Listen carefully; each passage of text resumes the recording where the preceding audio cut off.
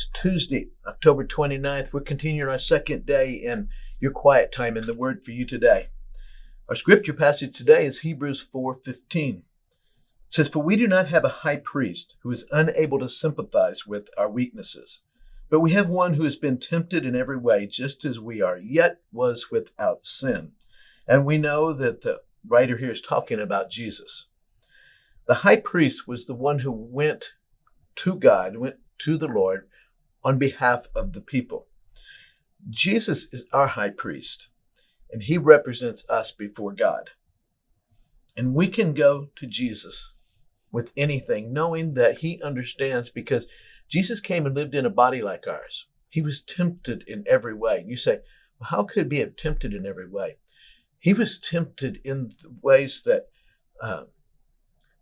maybe not with a chocolate brownie, but he was tempted in the ways of selfishness, in the ways of wanting more for himself than someone else, or being mean. He was tempted in all of those ways. Remember the temptations Jesus had in the wilderness? Remember the first one? Satan said, if you are the Son of God, change these stones into bread. Jesus was tempted to selfishly satisfy himself. Remember his response? He said, no. He responded with scripture and said, no, I'm not doing that. When we serve the Lord, there's going to be times we're going to be tempted to act selfishly. In your quiet time, ask God to help you not give in to that temptation. Remember the second temptation of Jesus? Satan said, if you are the Son of God, throw yourself down and God will rescue you. Well, the temptation was to presume upon God. In other words, Satan said, throw yourself down from this high point. And Scripture says that God's not going to let you get hurt. He's going to send his angels to protect you. Well, Jesus knew that, but he wasn't going to put God in that position.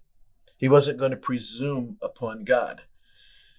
When we do something we know is wrong, we expect God to rescue us from it. That's presuming upon God. So the first temptation was selfishness.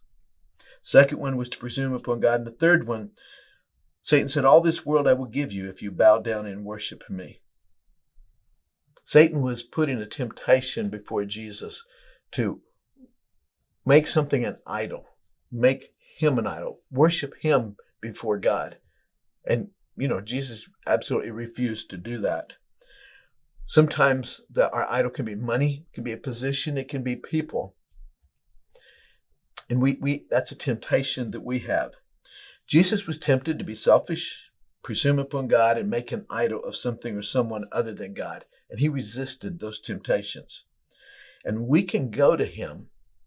We can go to him with our troubles in our quiet time because he knows what it's like to be tempted, just as we are tempted. We're having a rough day. Maybe we blew it. We can go to Jesus because he knows the temptation. He didn't give in to the temptation, but he knows the temptation. So we can go to him and talk to him about that.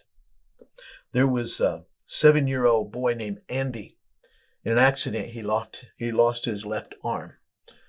And as he healed and was able to go back to school, the kids kind of looked at him and they didn't know quite what to do. And Andy wasn't able to do everything they were able to do because they had 2 arms, he had 1. The teacher, it's a wise teacher, decided one day that she was going to help the students to understand what Andy was going through. So the teacher told every one of the kids to put their left arm behind their back. And they're not to use the left arm, but keep the left arm. And then, so when it came to writing on their paper, they couldn't put their hand down and keep the paper still. When it came time to button their shirt or unbutton their shirt, they had to use one hand. They couldn't use 2. Tying shoes was an impossibility. The kids began to understand how difficult it was for Andy with one hand, one arm.